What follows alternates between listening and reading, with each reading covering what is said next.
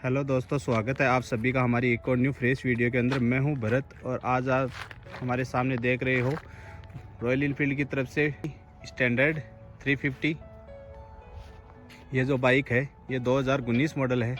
आज मैं इस बाइक का रिव्यू तो करूँगा ही करूँगा, उसके साथ में जो इस बाइक के अंदर जो कमियाँ सामने आई हैं ये हमारे फ्रेंड की बाइक है, तो उसी के रिगार्ड्स में इसका रिव्यू देना चाहूँगा कि इसके अंदर क्या बाइक के अंदर कमी है और क्या इसमें चेंजमेंट की ज़रूरत है। तो आइए अभी हम शुरू करते हैं। उससे पहले इसके कुछ सिनेमेटिक शॉट्स हैं, वो एंजॉय कीजिए आप।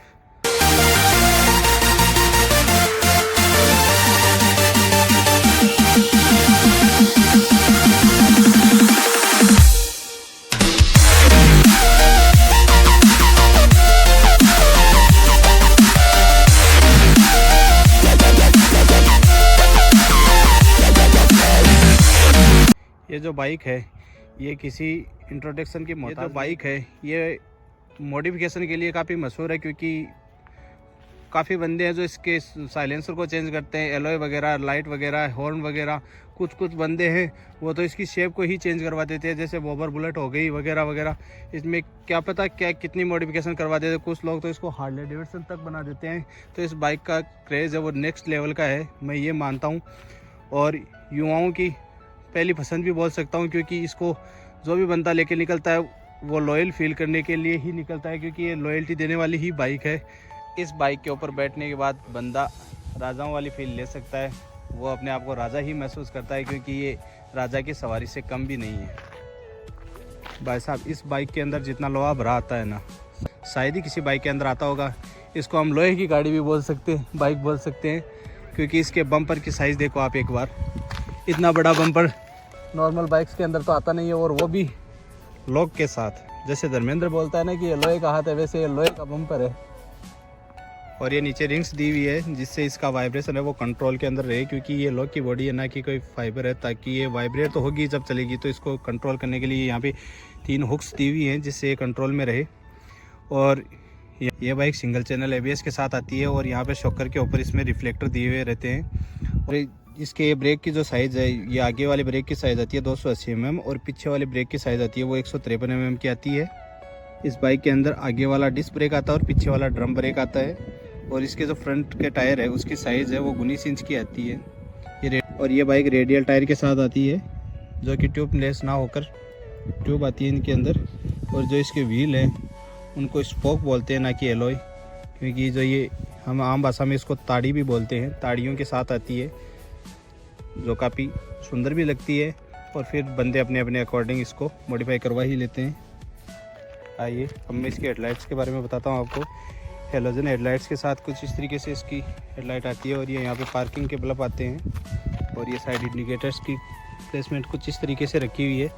इसमें सभी हेलोजन ही आते हैं, एलईडी का कोई सेटअप नहीं आता है। ये जो इसके ऊपर कवर वगैरह लगे हुए ये सब एसेसरीज का पार्ट है। आइए मैं एक बार आपको इसका साइड लुक दिखाता हूँ। साइड से कुछ इस तरीके से लगती है ये बाइक।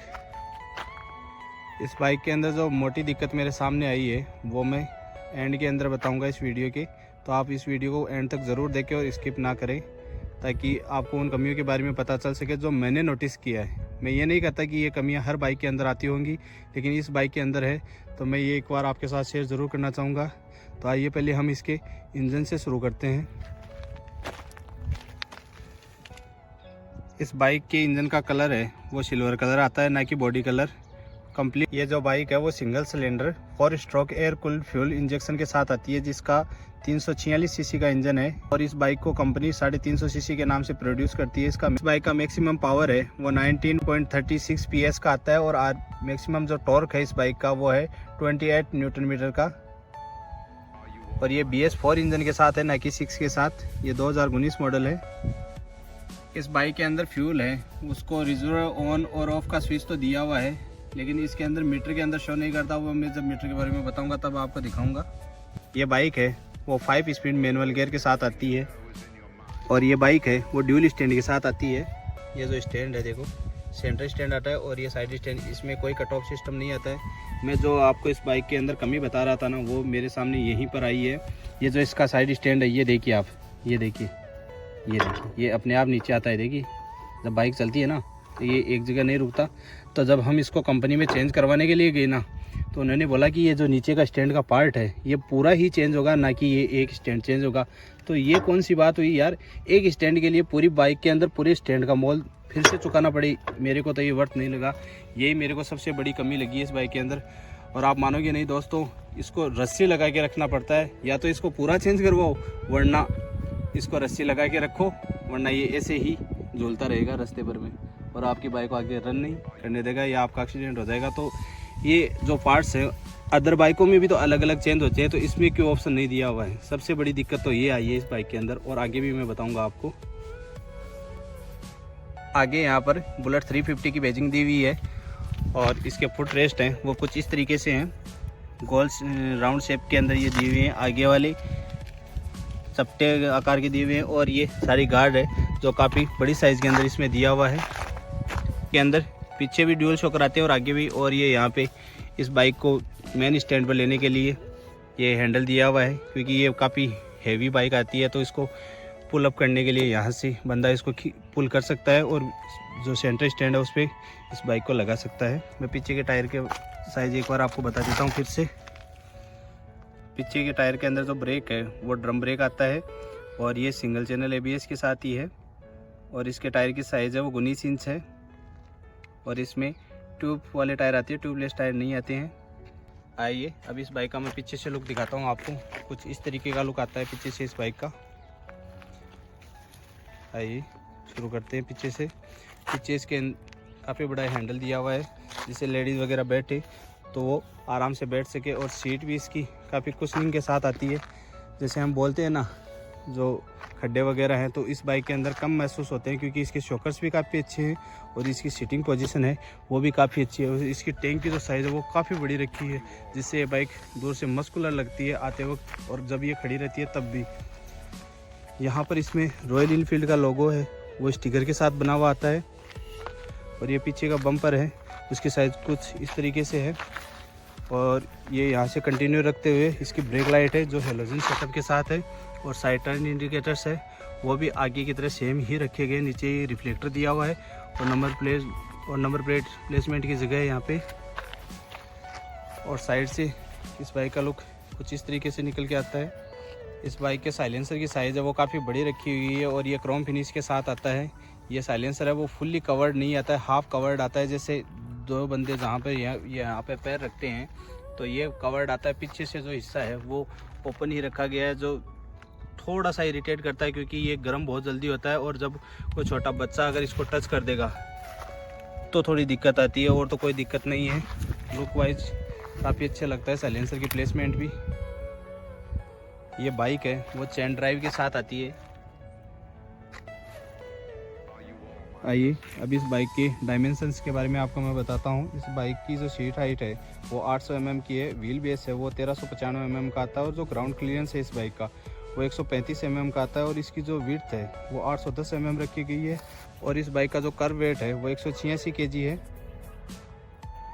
आइए अब मैं इसके ब्रेक पेडल वगैरह के बारे में आपको बताता हूँ।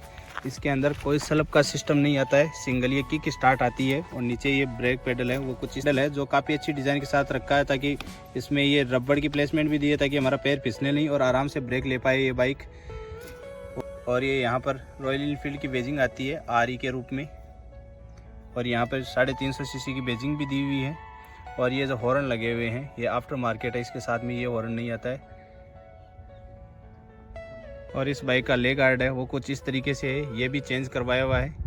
ये बाइक के साथ ये लेग गार्ड नहीं आता है। और इसका जो स्टीयरिंग लॉक है उसकी प्लेसमेंट यहाँ दी गई है, ये स्टीयरिंग के अंदर नहीं आती। इसको स्टीयरिंग लॉक करने के लिए यहाँ से लॉक करना पड़ता है इस बाइक को। आइए अब मैं इसकी टैंक साइज़ और मीटर और इसके स्टीयरिंग के बारे में बताता हूँ आपको। टैंक की डिज़ाइन है वो काफ़ी मस्कुलर रखी गई है। और ये जो रॉयल इनफील्ड का लोगो है ये क्रोम की फिनिश के साथ रेड टच में बहुत ही शानदार लगता है। और इसका जो टैंक का फ्यूल कवर है वो क्रोम के साथ है, जो लुक को कुछ ज़्यादा ही इन्हेंस करता है। इस बाइक की जो फ्यूल कैपेसिटी है वो 13.5 लीटर की है। आइए अब मैं इसकी एक बार आपको चाबी दिखा देता हूँ। कुछ इस तरीके से इस बाइक की चाबी आती है, दोनों तरफ रॉयल इनफील्ड की बेजिंग आती है, लेकिन इस बाइक की चाबी की वो बेजिंग हट चुकी है तो उसे आप इग्नोर करें। ये यहाँ पे स्विच दिया हुआ है, ऑन ऑफ। ऑन करते ही यहाँ पे ABS की जो बेजिंग लाइट है वो ऑन हो जाएगी। इस बाइक के अंदर फ्यूल के बारे में केवल ये लोगो आता है, उसके अलावा कोई भी इंडिकेटर नहीं आता है कि कितना फ्यूल बचा है कितना नहीं है।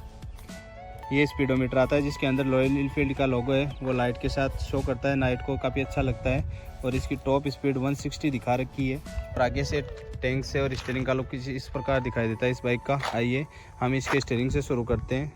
राइट साइड के अंदर इसमें किल स्विच आता है, क्योंकि इसमें स्लब का तो कोई बटन है नहीं, ये केवल किक स्टार्ट है। और ये जो लाइट्स का स्विच लगा हुआ है, ये जो पीछे मॉडिफिकेशन लाइट लगी हुई है इसमें नॉर्मल उनका स्विच है, ये कंपनी की तरफ से नहीं आता है। ये आगे वाली डिस्क ब्रेक की ऑयल प्लेसमेंट है, ये ब्रेक आ गया। और बाकी राइट साइड में इतना कुछ खास है नहीं। आइए लेफ्ट साइड के अंदर दिखाता हूँ। क्लच की प्लेसमेंट कुछ इस तरीके से रखी गई है।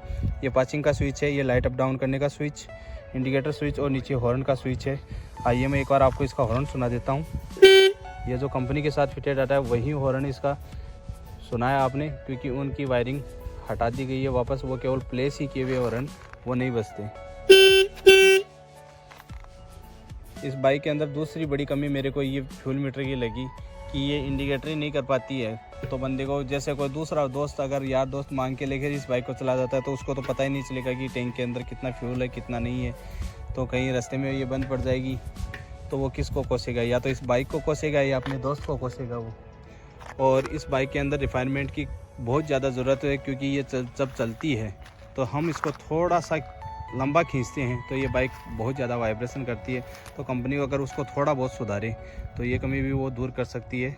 ओवरऑल बाइक का लुक काफ़ी अच्छा है। अगर मेरा ये रिव्यू वीडियो आपको अच्छा लगा है तो प्लीज़ मेरे वीडियो को लाइक, शेयर और मेरे चैनल को सब्सक्राइब ज़रूर कीजिए। Thank you so much.